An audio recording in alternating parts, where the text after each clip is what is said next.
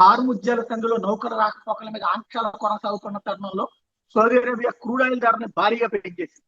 Asia కొనుగోలుదారులకి అధిక ధరకు విక్రయిస్తోందంటూ బ్లూంబర్గ్ చెప్పుకొస్తుంది. Saudi Aramco Arab light crude ని ప్రీమియం ధరకు విక్రయిస్తుందట. మే నెలకు గాను బెంచ్ మార్క్ ధర $19.5 అధిక ధరకు ఆసియా రిఫైనరీలకు అమ్ముతుంది. అంటే యూరప్ కి తక్కువ అమ్ముతోంది, ఏసియాకి ఎక్కువ అమ్ముతోంది అనమాట. ఇరాన్ మీద అమెరికా ఇజ్రాయెల్ దాడి నేపథ్యంలో హార్ముజ్ జలసంధిని ఇరాన్ మూసేసినటువంటి నేపథ్యంలో అంతర్జాతీయంగా క్రూడ్ ఆయిల్ ధరలు 50% కంటే ఎక్కువ పెరిగినాయి. మరికొంతకాలం పాటు ఉద్రిక్తత కొనసాగే అవకాశం ఉండటంతో సౌదీ అరామ్కో ధరల్ని పెంచిపడేసింది.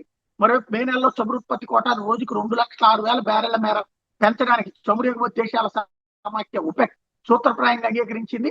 అయితే ఇరాన్ మీద అమెరికా ఇజ్రాయెల్ చేస్తున్న యుద్ధంగా ఏర్పడుతున్న పరిణామాలు ఒపెక్ కీలక సభ్య దేశాలు చమురు ఉత్పత్తిని పెంచే పరిస్థితులు అయితే లేవు. ఒపెక్ ప్లస్ సభ్య దేశాలు Saudi Arabia, Dubai, Kuwait, Iraq వంటి చమురు ఎగుమతులు నిలిచిపోయాయి. క్షిపణి డ్రోన్ దాడుల వల్ల గల్ఫ్ ప్రాంతంలో కూడా మౌలిక సదుపాయాలు తీవ్రంగా దెబ్బతింది.